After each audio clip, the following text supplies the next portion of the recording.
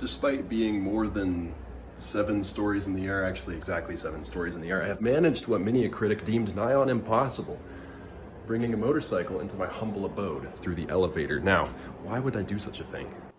Glad you asked. If I'm going to push down upon the frontage of this marvelous beast, you may notice something.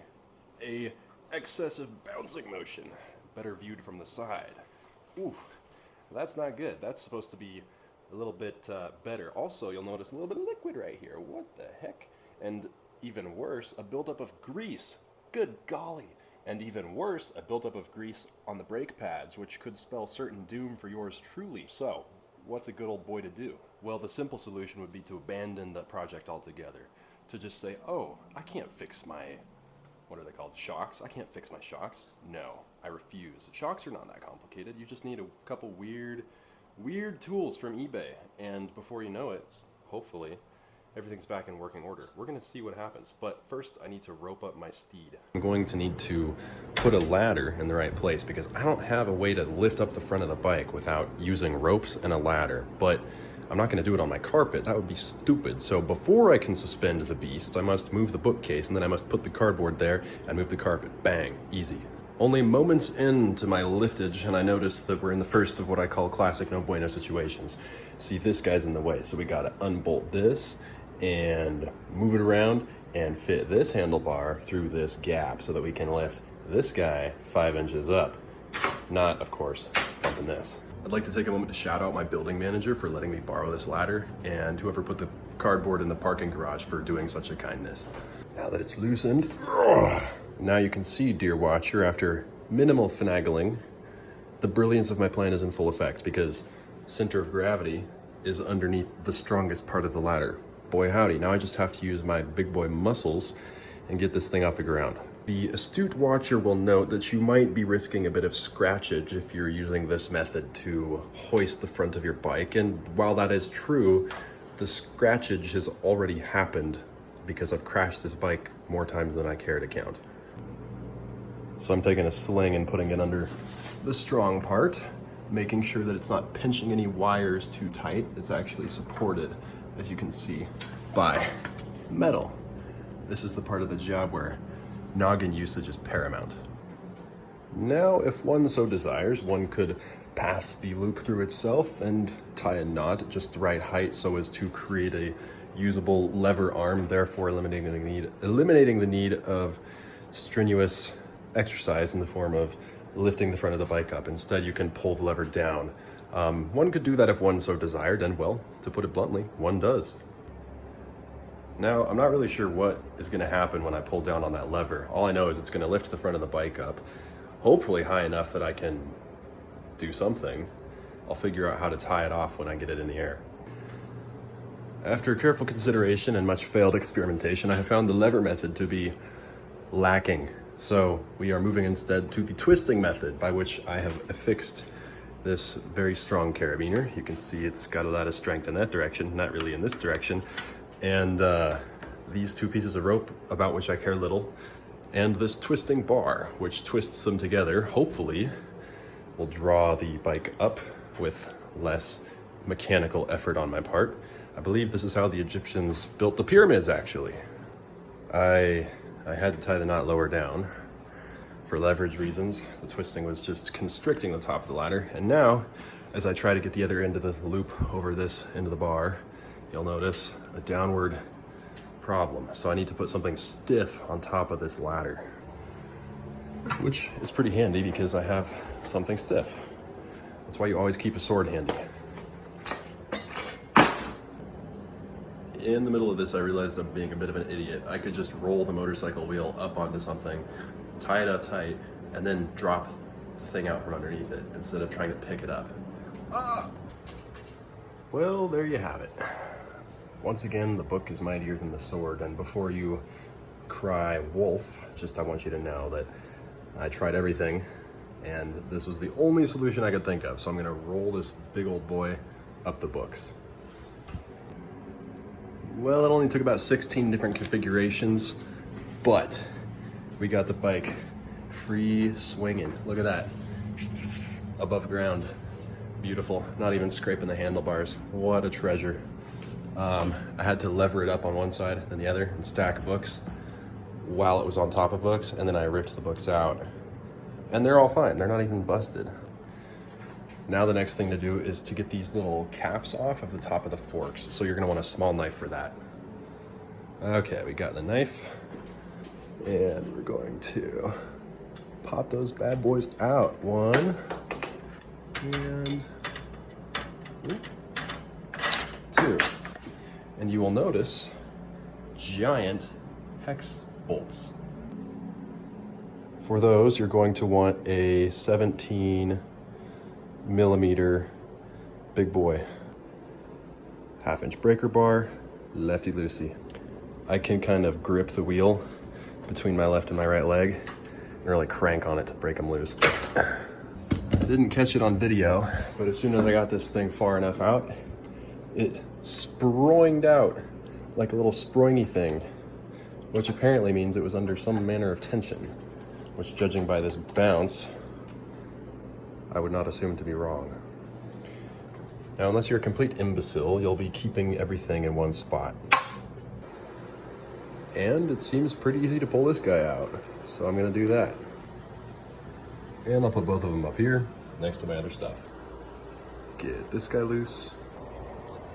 I'm gonna take off the front caliper, brake stuff. I believe the speedometer's in here somewhere, and I'm gonna take off the front wheel. So we're gonna use some parts cleaner. You wanna make sure you're in a poorly ventilated area with as little protection as possible so that you can get maximum chemical damage from this. Okay, it's a little cleaner.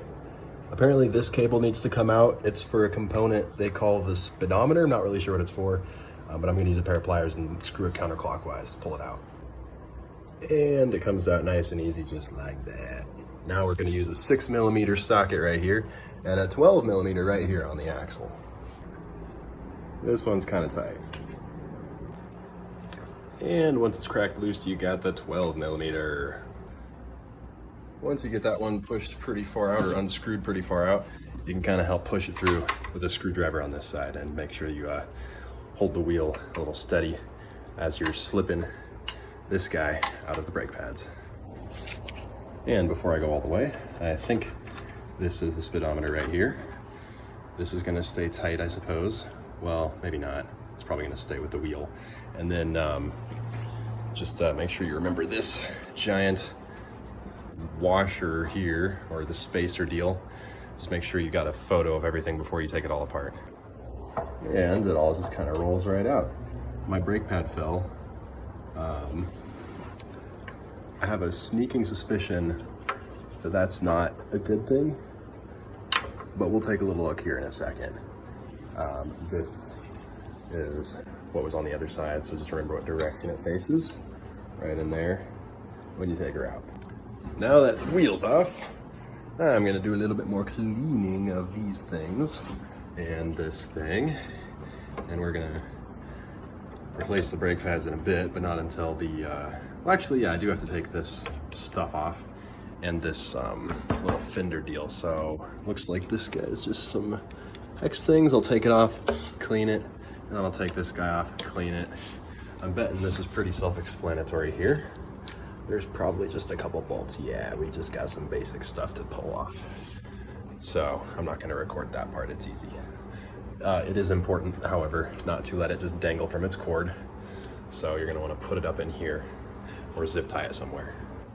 Now, this piece came out as well as this piece.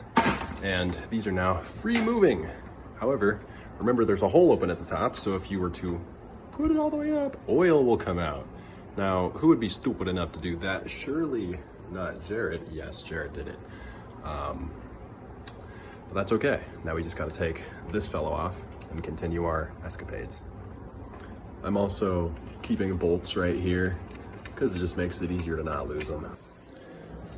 These are 10 millimeter, by the way. And the bolts for this guy are gonna be a 14.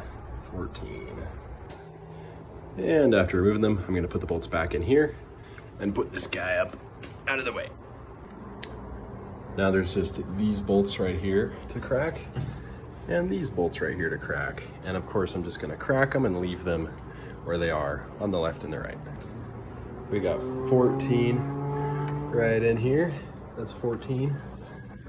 And the top one is a 12. Okie doke, those are cracked loose, so now these can just drop right out. And remember kids, they're full of oil, so don't turn them upside down. Now we're gonna empty the majority of the oil into a container. I chose to go with an orange juice container because that is what I have. Ew, that sure is dark. Fork oil does need to get changed, just like your engine oil. Even, I just dropped a washer in there or something. Even if you're not doing a full-on fork rebuild, you should be changing your oil every now and then. And my springs have always been super mushy, and that's why I bought new ones. I've got a chart. I had to do some digging online to find a better spring size for myself. Look at these things. They're itty bitty. They're not enough for my massive frame, so we're gonna remedy that quickly. I'm gonna yank the springs out and finish draining this. You can also pump it up and down a few times to get rid of all that oil. Oh yeah. So much oil.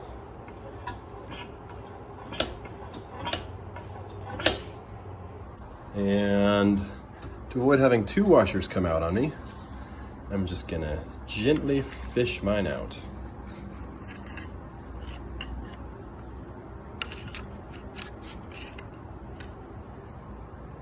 There she goes.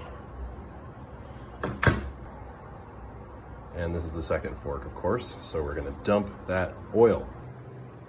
Okay, now that this guy's clean, I'm gonna take out this bolt. This was, remember, the 6mm Allen. There's another one in there that we gotta grab. Now, this one's kind of tough because it's way down in there, so you're gonna wanna make sure it's really a 6mm.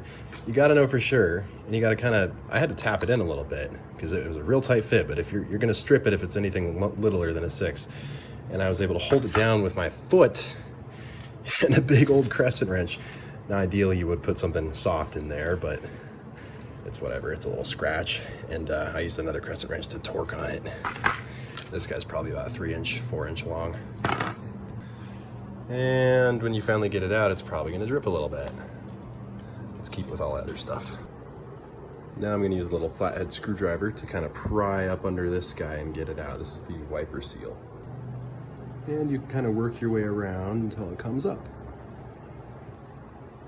And you're gonna wanna carefully reach in here with a screwdriver to avoid scratching the fork tube. And you're gonna get the stopper ring out. That would be this guy. We're gonna be real careful here.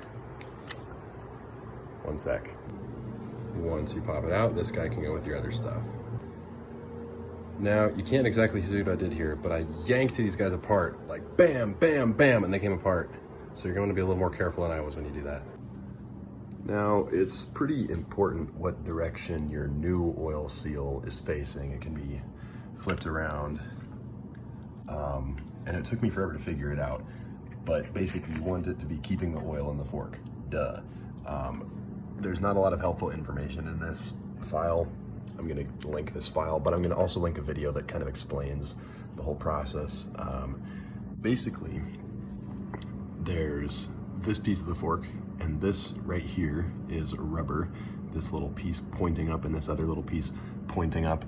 That is the wiper, and you can kind of see those ridges that point up in here, if you imagine a cross section of this. And what I believe you want is the reverse direction for the oil seal, because you want the oil to press those ridges into the fork. So that's the direction that I've got this guy on.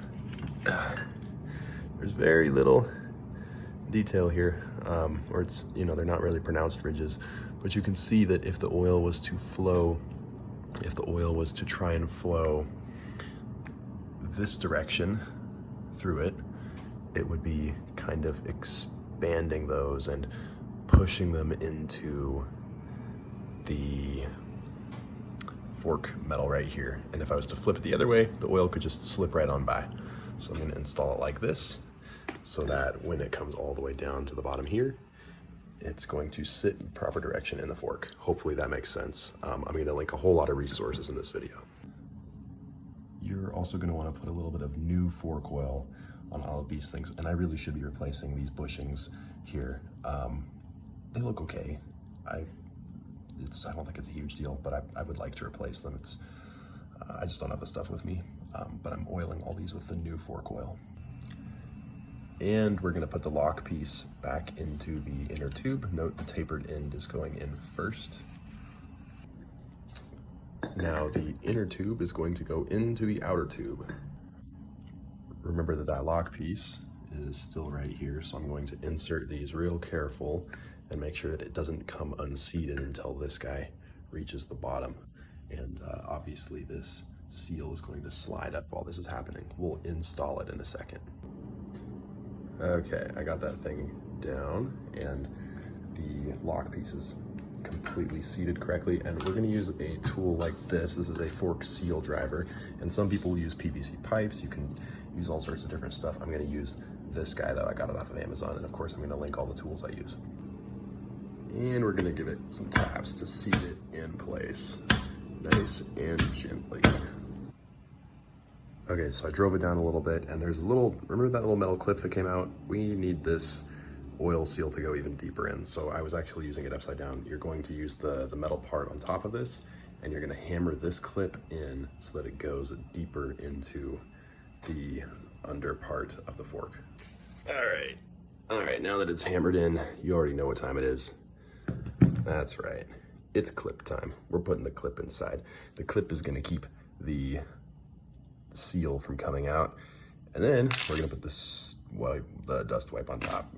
So yeah, see how the seal has been hammered all the way down in there. I'm just gonna shove that clip in. I might use a screwdriver, being careful not to scratch the fork, of course, just to pop it down a little further. Okay, now that little clip stopper ring thing is in, we can put the dust seal on. I'm gonna pound that in.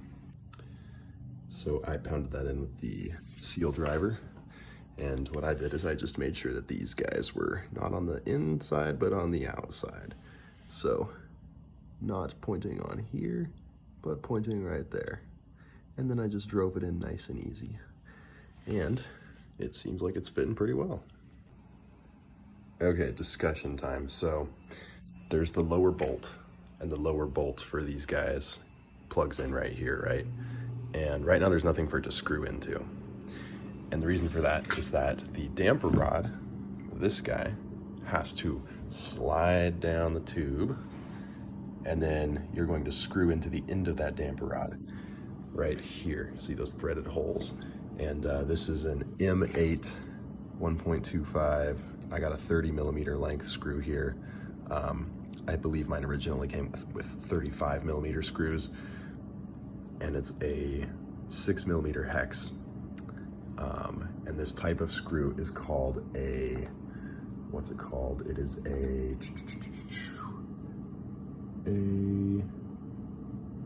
socket head cap screw. This is a socket head cap screw, M8, that's 8 millimeter or something, M8 times 1.25, that's the thread count, and then it's 30 millimeters long. Mine originally was a 35, and it had a little bit, an area right here with no threads, about 1/4 to a 3/8 inch. But I got these ones at Home Depot because the original bolts just got absolutely stripped. Here's one that I took out, and then here's the other one. This was horrible, diabolical.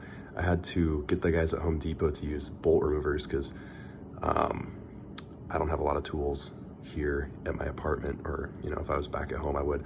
But yeah, I guess that's less than a 1/4 inch, maybe just a 1/4 inch or so. This is the original one, or no, this is the one that the Home Depot guys had to take out. This one right here, if I can find it. Oh gosh, where'd it go? I've got too much stuff on the floor. This should be a little bit more organized. Here's one bolt. Here we go. This is what the original, I'm assuming this is the OEM bolt. And then this is the one that the Home Depot guys had a real tough time getting out. I believe this is a 30 millimeter. And what I got right here, that one's probably 25. and I got a 30 millimeter. So I got something right in the middle.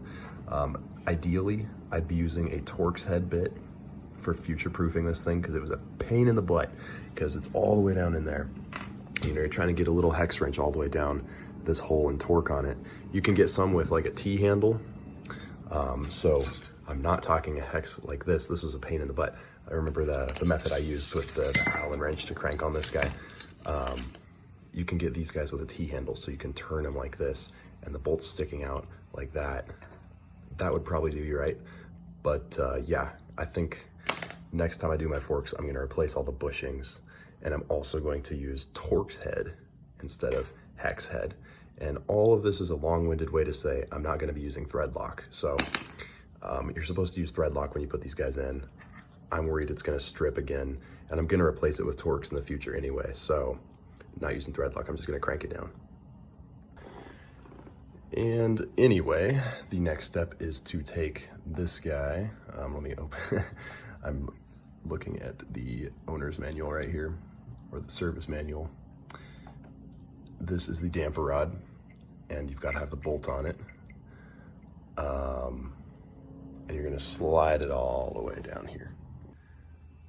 Okay, so I slid that damper rod down, and I got this bolt started in it. And you know that it's started because if I tilt it to the left, you can hear that spring moving and back, but the damper rod is not sliding. However, if I angle it, you can see the damper rod is pulling the bolt a little bit. See how it bumped? So we know we got that. Now it's time to tighten it up. Now, something which has caused me no little amount of consternation is the fact that the manual calls for this special T-handle tool to help with this part and to help with some of the disassembly. My gosh, look at the mess I've made. And I haven't for the life of me been able to figure out how this thing works. I think you just kind of shove it in here, and it's going to wedge the damper rod up against the side of the shaft in here and kind of keep it from spinning. I think it's just a friction thing, because it sure doesn't fit into the damper rod. And then you can kind of crank on the hex nut in this socket cap screw into the damper rod. And I think that's what this is for. It seems kind of useless to me, at least for the disassembly part. I just threw a big old crescent wrench on here and a crescent wrench on this guy and cranked them apart. Obviously, T-handle would be way nicer, but you work with what you got. You don't, I don't want to buy another tool for no reason. So yeah, I think applying a little tension to this and cranking on this seems to work. If anybody knows what exactly this tool is supposed to be used for, do let me know, because I spent like 30 bucks on it and it doesn't seem to be that amazing. Another thing you can do if you don't have this tool is you can install the spring temporarily and the spring cap to apply a little bit of tension to this stuff in here, and hopefully that'll get you the ability to tighten that down to torque or to spec. I'm also not doing anything to spec right now because I don't have a torque wrench. So I'm just cranking everything real tight. Now, another tip for you, look inside of here. Can you see that? Well, right in the middle there where that lower bolt goes in is actually golden or copper color compared to the surrounding silver. And that took me forever to realize. The old gasket, and boy, let me tell you, tracking down this gasket was pretty tough. The old gasket, when you pull the bolt out, it tends to stay in here. So I'm gonna throw that one away. And I have a new one. This new gasket is going to go on the lower fork bolt. It's gonna go on this guy before I install it. Oh my gosh, there we go. So it's gonna go right here. And then this bolt goes back into the fork. So don't forget the gasket, and make sure you're not putting two of them on. Make sure you actually take it out. Okay, now it's everybody's favorite time, oil time. We're gonna compress the fork. And now that the bottom bolt and gasket are in place, we're gonna compress the fork, and we're gonna put 480 milliliters of the right oil in here. Also, what you can do is measure 72 millimeters from the top of this compressed fork. You can get a nifty little tool like this guy, set it to 72 millimeters, and I'm going to pour oil into the top, and And I'm gonna keep this guy leveled with this extending 72 millimeters down. I'm gonna use both hands for this so you can't see me do it because I don't have a tripod and I'm too lazy to set something up. And every now and then I'm gonna periodically activate this vacuum, and as soon as the fork oil level reaches that 72 millimeter line below the top, when I'm applying suction, you're gonna see a little bit of liquid come out. So that's going to tell me, oh shoot, I've reached the level. And yeah, 72 millimeters below the top, adding that fork oil in, and then I'm gonna pump this through its stroke a few times, and then I'm gonna remeasure the level to make sure that when the fork is compressed all the way, the level is 72 millimeters from the top, and the spring is not currently installed. Now, I've only put about half the oil in that I need, but it is really, really cool because I can see, oh my gosh, I'm trying to get my camera set up. I can see some of the really cool mechanical properties of this thing. Let me zoom out. Okay, as I decompress, oh, that's so hard. And I compress, I can move it quickly until about an inch before it hits, and that's probably because it doesn't have enough oil in it, but it stops me. And then when I try and pull it apart, it resists that action. And that's actually the reason you have oil in your forks. If you only had a spring, then going down the road would be bouncy, bouncy, bouncy, bouncy. It would be constantly rebounding back and forth. It would be horrible. The oil is actually not to absorb the shock of the impact, but it's to cause a dampening effect on the rebound. The more you know. Okay, so I've been adding more and more oil, and the moment of truth is upon us. Again, the fork is currently compressed, and I need to be really careful not to knock it over right now because it's full of oil. But, oh boy, if I apply a little bit of suction, you're gonna see the oil start to come out, which means the oil level is up to more than 72 millimeters below the top of the fork. So I'm going to take oil out until I get air again, and then I'm gonna put that oil back into the container from whence it came, and I'm gonna pump the fork through a few cycles, and I'm gonna keep doing that until it stays at a good 72 millimeters below the top, and that will mean my oil level's right. And if you don't have a tool like this, you can just put 450 milliliters in the fork. All right, so we got the oil in there at the right level, exactly as much as we need. And now comes the fun part. I'm actually going to be doing a little bit of this later. I bought new springs for my body weight on this bike. I did a lot of research. These are the old ones. They are designed for somebody who is lighter than me. And my front end has always been a little bit too easy to compress. So this is gonna help with that. And these are the spacers that used to be inside the tube. So it looked like this in there. Spring, spacer. And the spacer, when you take the cap off of the top of this, would extend a little bit out. So you'd have to squish it in and then screw the top on to make this whole thing work. Now, you'll notice that while these springs have different compression ratings or whatever, they also have a different length. So you might think, well,